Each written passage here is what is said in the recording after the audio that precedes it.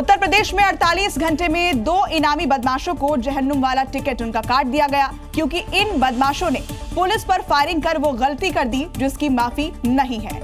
और खुद सीएम योगी ने यह साफ किया है कि पुलिस को पिस्तौल रखने के लिए नहीं दी गई है। अगर कोई गोली चलाएगा तो पुलिस गोली खाने के लिए खड़ी नहीं रहेगी। पुलिस ने गोली क्यों मार दी? अगर पुलिस गोली ना मारी तो क्या पुलिस गोली खाए? उसी का असर हुआ कि 50,000 के इनामी वांटेड रिहान को कब्र में पहुंचा दिया। मुठभेड़ में 3 घंटे पहले रिहान ने साथी के साथ नकदी और मोबाइल फोन लूटे थे, जिसके बाद पुलिस ने चेकिंग अभियान चलाया था और जब पुलिस से आमना सामना हुआ तो उसे ढेर कर दिया। 90 मुकदमे पूर्व से दर्ज हैं और वो हमारे यहाँ जनपद शामली से वांछित चल रहा था। पुलिस ने लूट का माल बरामद कर लिया है, साथ ही उसके साथी की तलाश की जा रही है। जिस तरीके से ये मार्क किया हुआ है, ये उनके हथियार और जो उनसे माल बरामद हुआ है। योगी फोर्स ने पिछले 48 घंटे में दूसरा और 35 दिनों में चौथे अपराधी का यमराज वाला टिकट काटा है। यूपी में अपराधियों पर योगी का 0 टॉलरेंस वाला चाबुक चलता है। यहाँ अपराध करने वालों का अगले चौराहे पर हिसाब हो जाता है। योगी फोर्स ऐसा सबक सिखाती है कि बदमाश अपने पैरों पर चलने लायक भी नहीं बचते। अगर कानून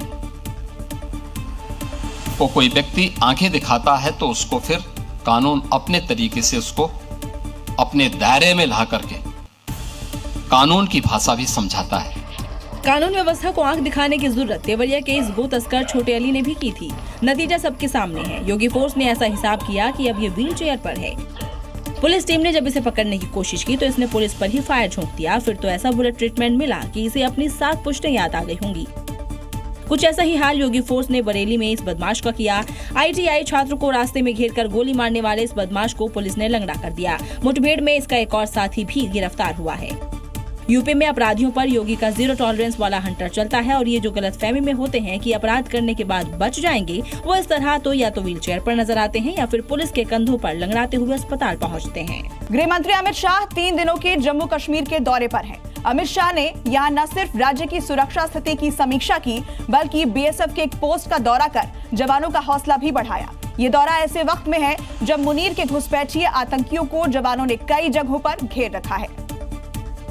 इन्हीं आतंकियों को ललकारने और जवानों का हौसला बढ़ाने के लिए अमित शाह बोबिया पोस्ट पहुंचे, जहां उन्होंने अजय प्रहरी स्मारक पर शहीदों को श्रद्धांजलि दी और दुश्मन को जड़ से उखाड़ फेंकने का संकल्प लिया। दूसरी ओर आतंकी और उनके आका सुरंगों में छिपे हुए हैं, तो शहबाज और मुनीर बंकर में। अमित शाह ने बोबिया में जवानों से संवाद भी किया। आप सभी से कर्तव्य बोध और कर्तव्य निर्वहन दोनों गुणों को सीख कर वापिस जाता हूं कि अपने मन के अंदर लगन के साथ कर्तव्य का निर्वहन कैसे करते हैं। अमित शाह ने यहां सेना उच्च अधिकारियों के साथ प्रदेश की सुरक्षा व्यवस्था की भी समीक्षा की। इसके साथ ही कई राजनीतिक मुलाकातें भी संभव है। जम्मू कश्मीर में आतंकवाद के खिलाफ लगातार एक्शन जारी है। किश्तवाड़ के पहाड़ी इलाके में चल रहे ऑपरेशन त्रासी का आज तीसरा दिन है। इलाके में रुक रुक कर फायरिंग जारी है। सुरक्षा बलों ने पूरे इलाके को घेर लिया है और हेलीकॉप्टर ड्रोन की मदद से भी आतंकियों की तलाशी का काम जारी है। ऑपरेशन के दौरान जैश का एक आतंकी आदिल ढेर किया गया, जबकि जैश का टॉप कमांडर सैफुल्लाह समेत 3 और आतंकी घिरे हैं। खासतौर पर इस तरह की जानकारी है कि पाकिस्तानी जैश मोहम्मद आतंकी संगठन का टॉप कमांडर यहाँ पर जो है वो भी यहाँ पर एक्टिव है, सैफुल्लाह, जो कि 2011 से इस इलाके में एक्टिव है और वो भी सुरक्षा बलों ने यहाँ पर घेरा हुआ है, जिसके चलते ऑपरेशन त्राशी के तहत 11 राष्ट्रीय राइफल्स ने बड़े इलाके की घेराबंदी कर ली है। सुरक्षा बलों ने पूरे जंगल के इलाके को कॉर्डन ऑफ कर दिया है और सघन तलाशी अभियान जारी है। हाईवे पर आने जाने वाली गाड़ियों की चेकिंग की जा रही है, साथ ही उनसे पूछताछ भी हो रही है। ऑपरेशन अभी भी जारी है। सुरक्षा बलों का कहना है कि आतंकियों को जल्द से जल्द ढेर करने के लिए हर संभव प्रयास किए जा रहे हैं और ऑपरेशन को अंतिम चरण तक पहुंचाया जाएगा। यूपी के फर्रुखाबाद में हनुमान मंदिर की जमीन अपने नाम कराने वाले भू माफिया पर योगी प्रशासन का डंडा चला है। माफिया ने जाली कागज बनाकर मंदिर के एक बड़े भूखंड पर कब्जा कर लिया था, लेकिन प्रशासन ने न सिर्फ मंदिर के ट्रस्ट की जमीन वापस करवाई, बल्कि आरोपियों की संपत्ति भी कुर्क कर ली गई। मंदिर की इस जमीन को माफियाओं ने कब्जा कर लिया था। श्री हनुमान जी महाराज विराजमान मंदिर ट्रस्ट की 4.38 करोड़ हेक्टेयर की इस जमीन की कीमत 70 करोड़ रुपए है। भूमाफिया अनुपम दुबे और उसके साथियों ने फर्जी कागज बना दूसरों को बेच दिया। मई 2023 में मामला दर्ज हो गया और जमीन कुर्क कर ली गई। मामला कोर्ट गया, लेकिन दलीलें हवा हो गई। अब कोर्ट ने जमीन हनुमान जी के हवाले कर दी। हनुमान जी मूल काश्तकार हैं, हनुमान जी असली मालिक हैं पुराने रिकॉर्डों 1349 फसली से लेकर आज तक जमीन उनके वारिसानों, उनके ट्रस्टियों के नाम चली आ रही है। इस जीत को हनुमान जी का चमत्कार माना जा रहा है। ये हनुमान जी की बहुत बड़ी कृपा है और सभी साधु संतों पर भी कृपा है। जमीन कब्जा वैसे ही योगी सरकार में गुनाह है, उस पर मंदिर की जमीन कब्जाई गई तो योगी का गदा तो चलना ही था। संभल दंगों और हिंसा पर बन रही फिल्म कल्कि संभल के पोस्टर आने के बाद बवाल शुरू हो गया है। फिल्म में दिखाए किरदारों को लेकर एसपी सांसद जियाउर रहमान बर्क के पिता ममलूकुर रहमान भड़क गए हैं। फिल्म के प्रोड्यूसर को संभल में फिल्म की शूटिंग नहीं होने देने की धमकी दी है। फिल्म कल्कि संभल का ये वही पोस्टर है जिसे लेकर ममलूकुर रहमान बर्क भड़के हुए हैं। उन्होंने इस पोस्टर में दिखाए गए दो किरदार भाईजान और अब्बाजान को लेकर कड़ा एतराज जताया है। ममलूकुर रहमान कह रहे हैं कि वो अब्बाजान उनके शफीकुर रहमान है और भाईजान उनका बेटा जियाउर रहमान है। तो अभी तो पोस्टर जारी हुआ है और ये धमकी देने पे आ गए कि हम यहाँ शूट नहीं होने देंगे। इतना ही नहीं, अहमद जानी का डर है कि इस फिल्म के बहाने फिर संभल में हिंसा भड़काई जा सकती है। जामा मस्जिद का विवाद था, उसमें सर्वे हुआ था कोर्ट में, तब भी इन्होंने कहा था हम सर्वे नहीं होने देंगे, तो उसके बाद इन्होंने दंगा किया। जब भी ये कहते हैं नहीं होने देंगे, इसका मतलब ये पत्थर चलाएंगे। अहमद जानी ने इन धमकियों के खिलाफ गृह मंत्रालय को भी चिट्ठी लिखी है। फिल्म घूसखोर पंडित पर सोशल मीडिया से लेकर सड़क तक बवाल बचा हुआ है। वहीं इस मामले में फिल्म के खिलाफ एफआईआर दर्ज कर लिया गया। तो वहीं विवाद को बढ़ता देख अभिनेता मनोज वाजपेयी और फिल्म डायरेक्टर ने सफाई पेश की है। साथ ही फिल्म का टीजर और उससे जुड़ा सभी प्रमोशनल कंटेंट नेटफ्लिक्स के सोशल मीडिया अकाउंट्स और यूट्यूब से हटा दिया गया। वहीं मनोज वाजपेयी ने इस पूरे विवाद में अपना पक्ष रखा। कहा ये एक खामियों से भरे शख्स का सफर था, इसका मकसद किसी भी समुदाय पर टिप्पणी करना नहीं था। वहीं फिल्म के निर्देशक नीरज पांडे ने भी इस पर सफाई दी। दूसरी तरफ विरोध प्रदर्शन के बीच लखनऊ में फिल्म के खिलाफ एफआईआर दर्ज कर ली गई है।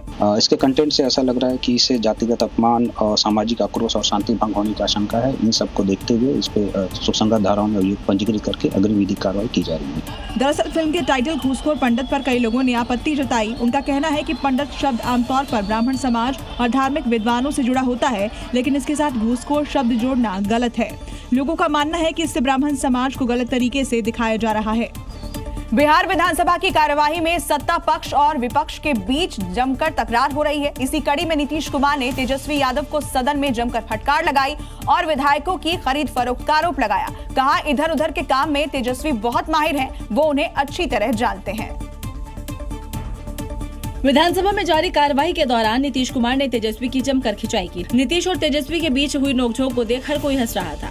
हमने बता दिया कि यही काम है, आया इसी को फिर बना दिए थे और उसमें तो रहता ही था, ठीक रहता था, इधर उधर नहीं करता था। तेजस्वी नीतीश कुमार को जवाब देने के लिए उठे तो नीतीश ने उन्हें वापस बिठा दिया। बैठो रे तुम, अरे कुछ नहीं बैठो, क्या करते थे, इधर से उधर करते थे। इस बार जब तुमको रखे थे तो तुम कितना इधर से उधर कर करके लोगों को खींचने के लिए 6 आदमियों को कितना पैसा तुम दिया था। नीतीश कुमार ने मजाक मजाक में तेजस्वी पर पैसों की हेराफेरी का बड़ा आरोप लगा दिया है, जो बिहार ही नहीं आरजेडी के अंदर भी बवाल करा सकता है। राहुल गांधी के उठाए गए डोकला मुद्दे से शुरू हुआ गतिरोध संसद के बजट सत्र के 8वें दिन भी जारी रहा। राहुल गांधी ने निलंबित साथियों के समर्थन में नारेबाजी की और पूरा विपक्ष वॉकआउट कर गया, जिसके बाद लोकसभा की कार्यवाही सोमवार तक के लिए स्थगित कर दी गई। संसद के मकर द्वार पर आज भी कल जैसा ही नजारा था। प्रियंका गांधी भी साथ थी तो राहुल गांधी भी मौजूद रहे। जो उचित समझो वही करो। विपक्ष का आरोप है कि बोलने नहीं दिया जा रहा। ऑपोजिशन हो, चाहे वो तृणमूल कांग्रेस हो, चाहे वो समाजवादी पार्टी हो, सभी पार्टियों को अपनी अपनी बात संसद में रखने का मौका मिलना था, जो नहीं मिला। सदन चलाना हो, इसी हल्ले में जो है तमाम बिल पास हुए, ये किसी छिपावा नहीं है, जिस पर बीजेपी ने निशाना साधा। मैंने देखा कि देश में आज जितनी समस्याएं हैं वो सारी समस्याएं नेहरू गांधी परिवार की देन है, उनके भूख की देन है, उनकी अय्यारी की देन है। प्रदेश देश की बातों को उठाने का मौका नहीं मिला। प्रधानमंत्री जी को राज्यसभा में उत्तर देना पड़ा, ये भी पहली बार हुआ। देखते हैं सोमवार को संसद का रुख कैसा रहता है। यूपी के नोएडा में युवराज के बाद अब दिल्ली का कमल सिस्टम के गड्ढे का शिकार बना है। हैरान करने वाली बात यह है कि यह गड्ढा नोएडा के उलट इसे किसी बिल्डर ने नहीं बल्कि दिल्ली जल बोर्ड ने खुद खोदा था। रोजाना की तरह घर लौट रहे कमल को रात के वक्त ये खुला गड्ढा नहीं दिखा, क्योंकि यहाँ न तो सुरक्षा इंतजाम था, न ही चेतावनी बोर्ड। अपनी मौत से अनजान कमल सिस्टम के इसी मौत के गड्ढे में जा गिरा। मृतक के भाई का दावा है कि हादसे वाली जगह पर रात में कोई सुरक्षा कवर नहीं था। हाँ, खुला हुआ था बिल्कुल। मैंने रात को खुद 1:30 बजे कमल बीती रात ऑफिस से जल्दी घर के लिए निकला था क्योंकि उसके पेरेंट्स की एनिवर्सरी थी। 11:53 में मेरी उससे लास्ट बात हुई थी। उसने कहा था कि 10 मिनट में घर आ जाऊंगा। अच्छा। तो मैंने उसको 12:30 में फोन किया। उसका फोन तो पूरा रिंग हो रहा था बट कोई रिस्पॉन्स नहीं आ रहा था। घबराए परिजन ने दर खाने चक्कर लगाने शुरू कर दिए। हम रोहिणी गए थे, मंगोलपुरी गए थे, जनकपुरी गए, डाबड़ी गया, पालम गया, सागरपुर गया। मनोहर करने पर लास्ट लोकेशन जरूर बताई गई लेकिन ढूंढने की जहमत तब भी नहीं उठाई गई। दिल्ली पुलिस ने इसे गंभीरता से लिया है। इसकी बहुत सीरियसली हम जांच करवाएंगे, सफलता से जांच करवाएंगे। जांच होगी, रिपोर्ट आएगी लेकिन कमल वापस घर नहीं आएगा। महज 10 मिनट का सफर कमल के लिए आखिरी सफर बन गया। इस घटना ने एक बार फिर नोएडा के युवराज की मौत की याद ताजा कर दी है। युवराज की तरह कमल की भी सड़क पर खुले छोड़े गए गड्ढे में गिरने से मौत हो गई। फर्क सिर्फ इतना कि एक गड्ढा सरकारी था तो दूसरा बिल्डर का, पर मौत एक जैसी, लापरवाही एक जैसी। हर दिन की तरह कमल काम खत्म कर रात 11 बजे रोहिणी से अपने घर के लिए निकला। 11:53 में जनकपुरी डिस्ट्रिक्ट सेंटर पहुंचा, जहां उसके भाई से उसकी आखिरी बातचीत होती है। यहां से कमल के घर का सफर महज 10 मिनट का था। कमल को कैलाशपुरी जाना था, जो वहां से महज 4 किलोमीटर दूर था। कमल प्रोफेसर जोगेंद्र सिंह मार्ग से पोसंगीपुर होते हुए अपने घर के रास्ते पर था, लेकिन पोसंगीपुर मार्केट पर खुदा हुआ गड्ढा उसका अंतिम ठिकाना बन गया, जिस पर सियासत शुरू है, पक्ष विपक्ष के दौरे शुरू हैं। अगर किसी की कोई कमी पाई जाएगी तो उसको बख्शा नहीं जाएगा। आशीष सूद की विधानसभा में 2 ही चीजें मशहूर हैं। एक आशीष सूद के होर्डिंग, जहां देखो उनका होर्डिंग है, और जहां देखो सड़क में गड्ढे हैं। लेकिन कमल के घर से आ रही है रोने चीखने की आवाजें। नोएडा के युवराज को अभी पूरी तरह इंसाफ भी नहीं मिला था कि अब महज 40 किलोमीटर दूर सोते हुए सिस्टम का शिकार कमल बना। सवाल है कि सिस्टम के खोदे इन गड्ढों को कौन भरेगा, ताकि अगला शिकार वो लोग ना बने जो टैक्स देते हैं अच्छी सड़कों के लिए, लेकिन उन्हें मौत के गड्ढों वाली सड़क मिलती है। जनकपुरी में जल बोर्ड का खोदा गया ये गड्ढा 15 फीट से ज्यादा गहरा है। जल बोर्ड ने गड्ढा तो खुदवा दिया, लेकिन ना तो गड्ढे को कवर किया, ना कोई बैरिकेड लगाया, ना ही कोई चेतावनी बोर्ड। यानी वही लापरवाही जो युवराज की मौत के पीछे की वजह बनी। ये पूरा आपको दिखाई देगा, यहाँ से करीब 9 फुट, 8 से 9 फुट का ये तस्वीर है, और ये पूरा गड्ढा भी दिखा दीजिए, नीचे तक हमने नाप दिया पूरा। ठीक है, इतना बड़ा गड्ढा हो बीच सड़क के। यानी सिस्टम ने ना सुधरेंगे वाली कसम खा रखी है, चाहे जान चली जाए। जांच होगी, दोषियों पर एक्शन होगा और थोड़े दिन बाद मामला शांत हो जाएगा, और फिर कोई युवराज और कोई कमल मौके पर गड्ढे का शिकार होगा। यही कहानी रिपीट मोड में चलती रहेगी। नोएडा का सिस्टम भी कुंभकर्ण की नींद में सोया हुआ था, वैसे ही दिल्ली का सिस्टम भी इंतजार में था कि किसी की जान जाए और वो नींद से उठे। सिस्टम के गड्ढे कौन भरेगा, ये बहुत बड़ा सवाल है। लेकिन जब सिस्टम की लापरवाही और खामियों को उजागर कर सबके सामने लाने की कोशिश की जाती है, तो देखिए कैसे सिस्टम के लोग उस लापरवाही को उजागर करने से रोकते हैं। आप प्लीज हटिए, तो हमें नापने तो दीजिए, क्या है आप हटिए। तो मैंने आपको 5 मिनट बोला था, मैं बताऊंगा। देखिए अनिल चाहिए, अनिल दिखाइए, आप पीछे हटिए अनिल, आप दिखाइए ना, नापिए ना, इसको पूरा करिए आप। ये भाई साहब कोई क्राइम स्पॉट नहीं, यहाँ हादसा हुआ है, सिस्टम की गलती से। दीपक जी आप हटिए ना। हाँ ठीक है, दिखाइए, ये देखिए अनिल इधर जाओ, देखिए आप देखिए, आपका देखा, ये दिखाइए, देखिए आप इनको मालूम है कि इनकी गलती है, और मैं जब दिखाने की कोशिश कर रहा हूँ यहाँ पर, तो ये वो भी नहीं दिखा रहे। यूपी के वाराणसी में 2 हफ्ते बाद एक बार फिर दाल मंडी में ध्वस्तीकरण का काम शुरू हो गया। इलाके में एक बार फिर बुलडोजर एक्शन शुरू हो गया है। दुकानों को हथौड़ों की मदद से गिराया जा रहा है। वहीं इस दौरान इलाके में भारी संख्या में पुलिस बल भी तैनात दिखे और सड़क के दोनों तरफ से घेर रखा था। इलाके में अब तक 25 मकानों को पहले से जमींदोज कर दिया गया है। अब आज 3 मकानों को गिराया गया और आज 3 मकानों को हथौड़ा कार्रवाई के जरिए ध्वस्त किया जा रहा है। आप तस्वीरों के जरिए देखिए कि किस तरीके से यहाँ पर सुरक्षा के इंतजाम करते हुए बैरिकेडिंग करके इस मकान को ध्वस्त किया जा रहा है। वहीं प्रशासन ने 21 और दुकानों पर मुनादी करवाकर खाली करने के आदेश जारी कर दिए हैं। ये अल्टीमेटम पीडब्ल्यूडी की तरफ से जारी किया गया है ताकि ध्वस्तीकरण की कार्रवाई आगे बढ़ाई जा सके। दरअसल अधिकारियों पर पूरे इलाके में चौड़ीकरण का काम 15 फरवरी तक पूरा कराए जाने का दबाव है। यही वजह है कि अब यहां अवैध दुकानों को तोड़ने का काम और तेज कर दिया गया है। मध्य प्रदेश के सीहोर में आयोजित एक सरकारी कार्यक्रम के दौरान प्रदेश मंत्री करण सिंह वर्मा विवादित बयान देकर सुर्खियों में आ गए। दरअसल कार्यक्रम में कम महिलाएं आने पर मंत्री जी भड़क गए और लाडली बहन योजना की लाभार्थी महिलाओं को चेतावनी दे दी। कह दिया कि अगर कार्यक्रम में नहीं आओगी तो सरकारी पैसा नहीं मिलेगा। 894 बहनों को 1500 रुपए महीना दे रहे हैं। आई कितनी बहनें? अब एक दिन बोलेंगे सब मैडम को सबको बुलाओ, बहना को नहीं आई तो नाम कट जाएगा उनका। दे देंगे यहाँ से रिपोर्ट। सुना आपने, माननीय मंत्री जी की माने तो सरकारी योजना का लाभ देकर लाडली बहनों को पार्टी का कार्यकर्ता ही बना लिया हो, जो हर कार्यक्रम में रहना अनिवार्य है। वही बयान बढ़ा तो सियासी गलियारों में विवाद छिड़ गया। मंत्री के खुले मन से लाडली बहन योजना की लाभार्थी महिलाओं को चेतावनी पर कांग्रेस ने मंत्री जी के खिलाफ मोर्चा खोल दिया। महिलाओं के अपमान का आरोप लगाया। दरअसल मंत्री जी आयुष्मान आरोग्य मंदिर का लोकार्पण करने एक गांव में पहुंचे थे, लेकिन कम लोगों को देखकर मंत्री जी भड़क गए। पाकिस्तान का इस्लामाबाद धमाकों से दहल गया। जुमे की नमाज के दौरान हुए इन धमाकों में कई लोगों की मौत हो गई है, जिसके बाद पूरे शहर में इमरजेंसी लगा दी गई है। अब सवाल उठ रहा है कि क्या इसके पीछे BLA है, क्योंकि बलोच लड़ाके लगातार पाकिस्तानी सेना और सरकार को टारगेट कर रहे हैं। इस्लामाबाद की इमाम बारगाह खदीजतुल कुबरा मस्जिद में लोग जुम्मे की नमाज के लिए जुटे थे, लेकिन अचानक मस्जिद धमाकों की वजह से दहल उठी। धमाकों के बाद जो तस्वीरें सामने आई हैं वो बता रही है कि धमाके कितने भयानक थे। मस्जिद की दीवारें क्षतिग्रस्त हुई है तो वहीं कई लोगों की मौत की खबर है। मस्जिद के अंदर से लेकर बाहर तक लोगों के शरीर के टुकड़े नजर आ रहे हैं। तारलाई के जिस मस्जिद में आत्मघाती हमला हुआ है उसे शिया समुदाय का मशहूर मस्जिद माना जाता है। पाकिस्तान में शिया समुदाय की आबादी करीब 2 करोड़ है। ये पाकिस्तान की कुल आबादी का 10 से 12% है। धमाकों के बाद अब घायलों को अस्पताल में इलाज के लिए भर्ती कराया गया है। एहतियातन इलाके में इमरजेंसी लागू कर दी है। पहलगाम अटैक के बाद भारतीय सेना ने आतंकी संगठन लश्कर के ठिकाने मुरीदके को मिट्टी में मिला दिया। जैश का आतंकी मसूद अजहर अपने लिए मौत मांगने लगा था, लेकिन अब आतंकी हाफिज का ही प्यादा उसकी कब्र खोदने की तैयारी में लगा हुआ है। क्योंकि लश्कर-ए-तैयबा का आतंकी भारत पर कब्जा करने का सपना देख रहा है, वो सपना जो हकीकत में बदलना आसमान में सुराग करने जैसा है।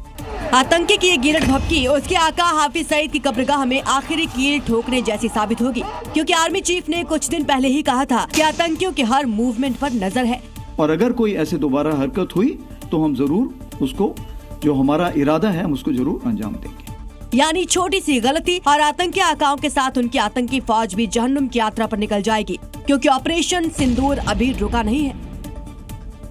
आर्थिक तंगी से जूझ रहा आतंकी देश पाकिस्तान को अब अपने गटर के ढक्कन की चिंता सता रही है। कभी आटे के लिए मारपीट तो कभी बुनियादी सुविधाओं के लिए जद्दोजहद करने वाला देश अब गटर के ढक्कनों की चोरी से परेशान है। और इसी वजह से पाकिस्तान के पंजाब प्रांत की सीएम मरियम नवाज को जनता के बीच आकर गटर के ढक्कन चोरी पर सजा का ऐलान करना पड़ा। बताइए जरा, जिस देश में इंसान की जान की कीमत नहीं, जहां आतंक की तालीम दी जाती हो, वहाँ गटर के ढक्कन चोरी के लिए आपको 1 दशक तक कैद रहना होगा। जहाँ तालीम ही आतंक वाली दी जाती है, वहाँ गटर के ढक्कन पर बवाल तो होना ही है। एक और अमेरिका ईरान अपनी तल्खियों के बीच बातचीत की टेबल पर आने वाले हैं, लेकिन दूसरी तरफ ईरान ने अपनी जंग की तैयारियों को और तेज कर दिया है। यही नहीं, ईरान ने अपने सबसे एडवांस बैलिस्टिक मिसाइल खुर्रम का भी परीक्षण किया है। तो इजराइल समेत ईरान के दुश्मनों के दिलों की धड़कनें बढ़ गई हैं। परीक्षण की रिपोर्ट और इसका पूरा वीडियो अमेरिकी राष्ट्रपति डोनाल्ड ट्रंप तक पहुंच गया है। इस वीडियो में जो दिख रहा है उसके मुताबिक ईरान ने अपनी बैलिस्टिक मिसाइल का नया वर्जन पठानी रेगिस्तान में टेस्ट किया है। खुर्रम शहर ईरान की सबसे एडवांस मिसाइल है। खुर्रम का चौथा वर्जन लंबी रेंज की बैलिस्टिक मिसाइल है। मिसाइल की मारक क्षमता 2000 किलोमीटर है। 2000 किलोमीटर तक ये 1500 किलो का वॉरहेड ले जा सकता है। इस वीडियो में दुनिया को पूरी तरह दिख गया है कैसे ईरान अपने विदेश मंत्री अब्बास अरागची को ओमान भेजकर विवाद कम करने वाली वार्ता में दिलचस्पी दिखा रहा है, लेकिन जंग को लेकर भी पूरी तरह तैयार है। उत्तर प्रदेश के बरेली में गब्बर नाम के हिस्ट्री शीटर का खौफ फैला हुआ है। गब्बर जो प्रसाद न मिलने पर लोगों को जान से मारने की धमकी दे रहा है, लेकिन हिस्ट्री शीटर की कुंडली सीएम योगी तक पहुंच गई है और अब योगी फोर्स गब्बर की अकड़ भी तोड़ेगी और उसका इलाज भी करेगी।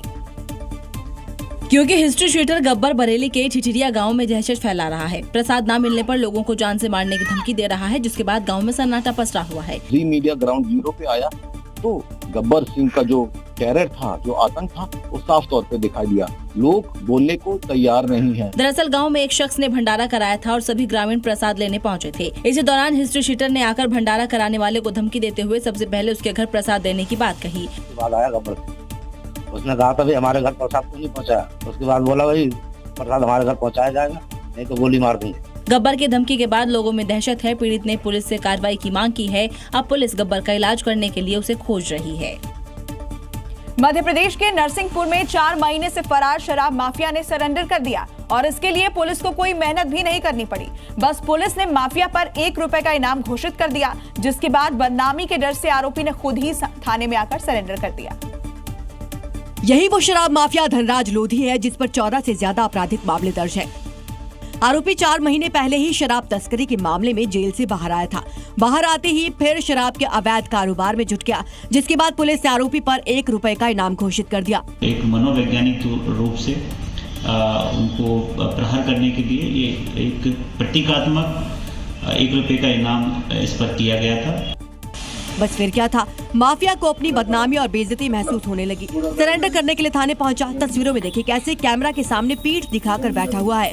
वो खुद पर 1 रुपए का इनाम घोषित होने पर कैमरे से नजरें चुराने लगा। पुलिस की 1 रुपए इनाम घोषित करने वाली तरकीब काम कर गई और आरोपी पुलिस हिरासत में पहुंच गया।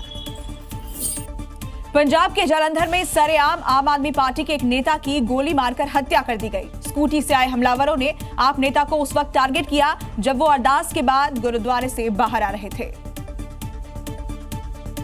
गुरुद्वारे से निकलकर जैसे ही आम आदमी पार्टी के नेता लकी ओबरॉय अपनी थार कार से जाने लगे, तभी घात लगाए हमलावरों ने उन पर अटैक कर दिया। लकी ओबरॉय पर करीब 10 राउंड फायरिंग की गई, जिसमें उन्हें 5 गोलियां लगी। उन्हें फौरन अस्पताल ले जाया गया, लेकिन उनकी जान नहीं बचाई जा सकी। हत्या का सीसीटीवी फुटेज भी सामने आया है, जिसमें काली हुड पहना हुआ एक हमलावर नजर आता है, जो आते ही लकी ओबरॉय पर ताबड़तोड़ फायरिंग करने लगता है और फिर स्कूटी पर बैठे अपने साथी के साथ फरार हो जाता है। लकी ओबरॉय आम आदमी पार्टी से जालंधर कैंट में हल्का इंचार्ज भी थे। उनका 5 दिन पहले ही बर्थडे था। पुलिस जांच में ये भी सामने आया है कि 25 दिसंबर को उन्हें सोशल मीडिया पर धमकी भी दी गई थी। फिलहाल जालंधर पुलिस इस हत्याकांड के सभी एंगल से जांच कर रही है। यूपी पुलिस की तरह अब दिल्ली पुलिस भी अपराधियों का हिसाब कर रही है। आरके पुरम इलाके में पुलिस टीम की बदमाशों से मुठभेड़ हुई, जिसमें एक बदमाश के पैर में गोली लगी है, जबकि उसके एक साथी को भी मौके से गिरफ्तार किया गया। दिल्ली पुलिस की गोली से लंगड़ा हुआ ये वो बदमाश है जो खुद को दरिंदा कहता था, लेकिन जब पुलिस के सामना हुआ तो सारी दरिंदगी निकल गई। खुद को बदमाशों का सरताज समझने वाला ये संजय उर्फ दरिंदा अपने पैरों पर चलने लायक भी नहीं बचा है। दिल्ली पुलिस ने योगी स्टाइल में हिसाब किया तो दर्द से कराहने लगा, अपने गुनाहों की माफी मांगने लगा। देखिए उसको उठा के लेके जा रही है पुलिस। तस्वीरें हम आपको जी मीडिया नेटवर्क पर एक्सक्लूसिवली दिखा रहे हैं। पुलिस को इन वांटेड बदमाशों के आरके पुरम इलाके में आने का इनपुट मिला था, जिसके बाद पुलिस ने उन्हें पकड़ने के लिए ट्रैप लगाया। जैसे ही पुलिस इन दोनों बदमाशों तक पहुंची, इन्होंने पुलिस टीम पर फायरिंग कर दी। जवाबी फायरिंग में दरिंदे के पैर में गोली लगी है, जबकि उसके एक साथी को गिरफ्तार कर लिया गया है। दोनों बदमाश रोबरी समेत कई मामलों में वांटेड थे। दिल्ली में अपराध और गन कल्चर को मिट्टी में मिलाने के लिए पुलिस ने ऑपरेशन शस्त्र चलाया। पुलिस की टीमों ने सोशल मीडिया पर नजर रखी और गन कल्चर का ग्लोरिफिकेशन करने वालों के खिलाफ कड़ी कार्रवाई की है। दिल्ली पुलिस के इस ऑपरेशन शस्त्र में 2000 पुलिसकर्मी दिन रात काम कर रहे थे। 500 अलग अलग टीमें बनाकर सोशल मीडिया पर शेयर कंटेंट को मॉनिटर किया गया। इस ऑपरेशन में गन कल्चर को बढ़ावा देने वाली 6000 से ज्यादा सोशल मीडिया प्रोफाइल की गहन जांच की गई, जिसके बाद 45 सोशल मीडिया इन्फ्लुएंसर्स पर एक्शन लिया गया। गन ग्लोरिफिकेशन कल्चर को रोकने के लिए, ताकि कोई भी यूथ इनसे प्रभावित ना हो, इसके लिए एक ऑपरेशन शस्त्र चलाया गया, जिसके अंतर्गत हमें भारी सफलता मिली है। हमने करीब 61 FIR दर्ज की गई, जिसमें करीब 83 लोगों के खिलाफ कार्रवाई हुई है। दरअसल सोशल मीडिया पर गन कल्चर को बढ़ावा देने वाले वीडियो डालकर युवाओं में क्राइम का ग्लोरिफिकेशन किया जा रहा था, जिसके बाद ये ऑपरेशन चलाया गया। Andhra Pradesh anti corruption bureau ने बड़ी कार्रवाई करते हुए एक घूसखोर इंजीनियर को पकड़ा है। आरोपी के पास से 50 करोड़ रुपए से ज्यादा अवैध संपत्ति मिली। आरोपी इंजीनियर 1 महीने पहले ही रिटायर हुआ था। करप्ट इंजीनियर विशाखापट्टनम में पंचायत राज विभाग में SI पद पर कार्यरत थे। सूचना के आधार पर एंटी करप्शन बोर्ड ने करप्ट इंजीनियर के विशाखापट्टनम, सालूरू और हैदराबाद के 5 ठिकानों पर सर्च किया, जिसमें उसका रेजिडेंशियल घर भी शामिल है। सर्च के दौरान प्रॉपर्टी में डॉक्यूमेंट समेत सबूत जब्त किए गए। इस दौरान आरोपी के पास 61 लाख से ज्यादा कैश बरामद हुआ, करीब 2.5 किलो सोना, लगभग 20 किलोग्राम चांदी। इसके अलावा कई कार, मोटरसाइकिल और कीमती घरेलू सामान भी मिले हैं। के साथ ही 2 घर, रेजिडेंशियल फ्लैट और करीब 8000 वर्ग में खेती की जमीन मिली है। श्रीनिवास राव अलग अलग पोस्ट पर काम करने के बाद वो सुपरिटेंडेंट इंजीनियर के पोस्ट पर पहुंचे और विशाखापत्तनम में इसी पोस्ट पर काम करते हुए रिटायर हुए। वहीं एंटी करप्शन ब्यूरो की टीम कल आरोपी के बैंक लॉकर खोलेगी। मध्य प्रदेश में बदमाश कितने बेखौफ हैं, ग्वालियर से इसकी बानगी सामने आई है। यहां वारदात करने से पहले एक बदमाश ने सोशल मीडिया पर कमिंग सून 307 का स्टेटस लगाया और फिर उसके कुछ देर बाद ही एक युवक को गोली मार दी। अब आप सोच रहे होंगे कि हिस्ट्री शीटर के क्रिमिनल कोड 307 का मतलब क्या है। दरअसल ये हिस्ट्री शीटर सोशल मीडिया पर स्टेटस लगाकर कानून व्यवस्था को सीधी चुनौती दे रहा था। ये कोड आईपीसी की धारा 307 से जुड़ा हुआ है। हालांकि जो बीएनएस की धारा 109 हो गई है, इसका मतलब अटेम्प्ट टू मर्डर है। यानी ये हिस्ट्री शीटर वारदात से पहले ही अपने इरादे जता चुका था और इस स्टेटस लगाने के बाद 1 घंटे बाद ही इसने रंगदारी को लेकर एक युवक पर कट्टे से फायर झोंक दिया। गनीमत रही कि गोली युवक के पैर में लगी। पुलिस ने हिस्ट्री शीटर विकी उर्फ आदित्य सिकरवार को गिरफ्तार कर लिया है और उस पर अटेम्प्ट टू मर्डर का मामला दर्ज हो गया है। इस हिस्ट्री शीटर की क्राइम कुंडली खंगालने पर पता चला कि ये तो पुलिस पर भी फायरिंग कर चुका है। अब जाकर ये पुलिस के हत्थे चढ़ा है। उत्तर प्रदेश के गाजियाबाद में 3 सगी बहनों की दर्दनाक मौत ने पूरे देश को झकझोर कर रख दिया है। कोरियन कंटेंट और मोबाइल की लत के फेर में फंसी बच्चियों का 9वीं मंजिल से कूद जाना अब सिर्फ एक घटना नहीं बल्कि एक गंभीर चेतावनी बन गया है। इस मामले में अब उत्तर प्रदेश राज्य महिला आयोग ने सख्त रुख अपनाया है। आयोग के अध्यक्ष डॉक्टर बबीता सिंह चौहान ने सभी जिलाधिकारियों को पत्र लिखकर बड़ा निर्देश जारी किया है। 5th क्लास तक के बच्चे हैं, उनको कम से कम मोबाइल से दूर रखा जाए और मोबाइल पे उनको होमवर्क ना दिया जाए। ये बिल्कुल सुनिश्चित कर लेना चाहिए हर स्कूल को। ऑनलाइन होमवर्क पर रोक लगेगी। ऑनलाइन असाइनमेंट अब नहीं दिए जाएंगे। उधर हिमाचल प्रदेश में भी सरकार ने बड़ा फैसला लिया है, जहाँ 1 मार्च से सरकारी और निजी स्कूलों में मोबाइल फोन पर पूरी तरह प्रतिबंध रहेगा। हिमाचल प्रदेश में 1 मार्च से स्कूल में मोबाइल बैन होंगे। अगर कोई मोबाइल लेकर आएगा तो 500 रुपए का जुर्माना देना होगा, मोबाइल जब्त होगा और माता पिता की काउंसलिंग होगी। यूपी और हिमाचल सरकारों में संदेश साफ है कि बच्चों की पढ़ाई से ज्यादा जरूरी है उनकी मानसिक सुरक्षा, इसलिए मोबाइल पर लगाम अब सबसे बड़ी जरूरत बन चुकी है। मध्य प्रदेश के सतना में आयोजित बागेश्वर धाम सरकार धीरेन्द्र शास्त्री की हनुमंत कथा के दौरान ऐसी तस्वीर देखने को मिली जिसने वहां मौजूद श्रद्धालुओं को भावुक कर दिया। बाबा बागेश्वर ने ड्यूटी पर तैनात एएसआई के मन की पीड़ा को बिना बताए समझ लिया। दरअसल कथा के बीच बाबा बागेश्वर ने अचानक एएसआई को मंच पर बुलाया। ये सुन लोग हैरान रह गए। फिर बाबा ने एएसआई की समस्या सुनी, समाधान भी तुरंत दे दिया। एएसआई ने मंच से ही बाबा के जयकारे लगाने शुरू कर दिए। पूरे पंडाल में जय बालाजी महाराज के जयकारे गूंज उठे।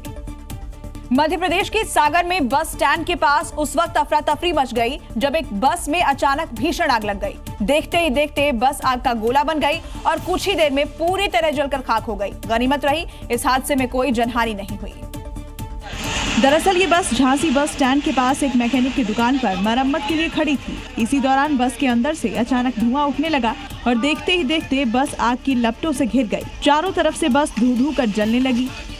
चंद सेकंड में ही आग ने विकराल रूप ले लिया। आसपास लोगों की भीड़ जमा हो गई। आसपास के लोगों ने पुलिस और फायर ब्रिगेड को सूचना दी, लेकिन तब तक बस पूरी तरह जल चुकी थी। गनीमत रही कि आसपास खड़े वाहन बस की चपेट में आने से बच गए और कोई हताहत नहीं हुआ। फिलहाल पुलिस पूरे मामले की जांच कर रही है और ये पता लगाने की कोशिश की जा रही है कि बस में आग किन कारणों से लगी।